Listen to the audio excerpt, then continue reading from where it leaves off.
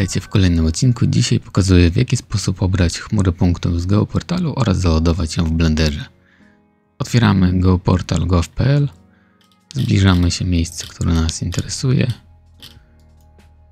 Wybieramy opcję dane do pobrania, odszukujemy chmura punktów ALS, wybieramy pionowy układ odniesienia i sobie włączamy najbardziej aktualny rok, czyli 2024. Jeśli w którejś lokalizacji tego nie znajduje, to po prostu sprawdzamy sobie kolejne, a jeśli też nie będzie innych tych lat, to próbujemy sobie ten inny układ odniesienia 86 i powinno coś znaleźć.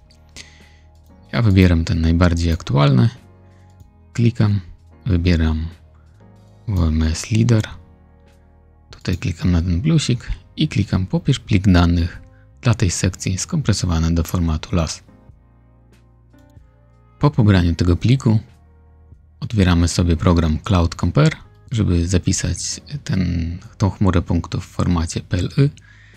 Wybieramy ten plik i przyciągamy sobie na to okno. Tutaj klikamy sobie tak i też klikamy Yes.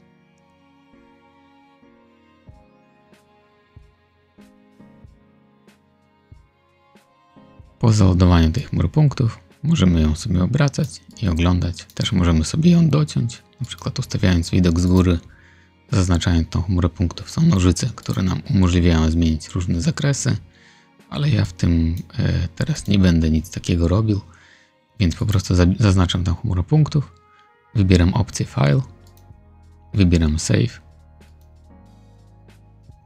i tutaj wybieram format PLY Mesh. I klikam opcję Save. To wybieram opcję binarny. I ostatni krok to ładujemy tą chmurę punktów w Blenderze. Wybieramy sobie opcję File, Import, PLY. Odszukujemy sobie tą chmurę punktów. Klikamy sobie Import. Po prawej stronie widzimy, że ta chmura punktów się zalodowała, ale jest daleko odsunięta od zera. Więc możemy sobie ją zaznaczyć i wybrać opcję View Frame Selected. Widzimy, że ona nam to pojawia się, to znika, więc klikamy na klawiaturze N, wybieramy opcję View i zmieniamy zakres widoczności od 5 metrów do 9000 i teraz to widzimy dokładnie. Kolejna rzecz, którą robimy, to zaznaczamy tą chmurę punktów. Wybieramy zakładkę Material, tworzymy nowy materiał, podnosimy sobie ten pasek trochę w górę, wybieramy Shader Editor, zbliżamy sobie tu i dodajemy sobie Attribute Color. I tutaj w Name wpisujemy COL. I jeszcze nam ten materiał tu się nie wyświetla, ponieważ ta chmura punktów nie ma geometrii, to są poszczególne punkty, więc przechodzimy sobie do edytora Geometry Node Editor, zaznaczamy sobie tą chmurę punktów, klikamy opcję New tu i tutaj musimy dodać sobie node'a, który jest Node Add Mesh Operations i tu jest Mesh 2 Points i dodajemy sobie to. Tutaj możemy zmienić wielkość tych punktów. To będą takie mini sfery. I jeszcze materiałów żadnych nie widzimy.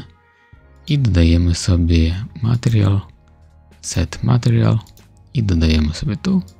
I tu odszukujemy ten materiał, który mam po prawej stronie stworzony. W naszym przypadku to jest materiał 001.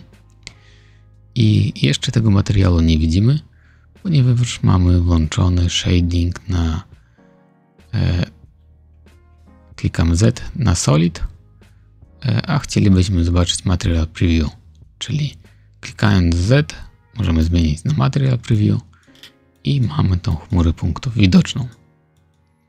Jedna rzecz, którą warto sobie zrobić, to zaznaczyć tą chmurę punktów, wybrać Item i najlepiej byłoby ją przesunąć do zera, więc wybierzemy Set Origin to Geometry i zaznaczymy tą chmurę punktów i przeniesiemy ją do zera. Teraz zaznaczając tą chmurę punktów, wybieram opcję View, Frame Selected. Mam tą chmurę punktów wycentrowaną do początku układów współrzędnych. I w sumie to jest wszystko. Jeśli spodobał Wam się ten odcinek, to dawajcie łapkę w górę. Oczywiście subskrybujcie mój kanał i do zobaczenia w kolejnym odcinku.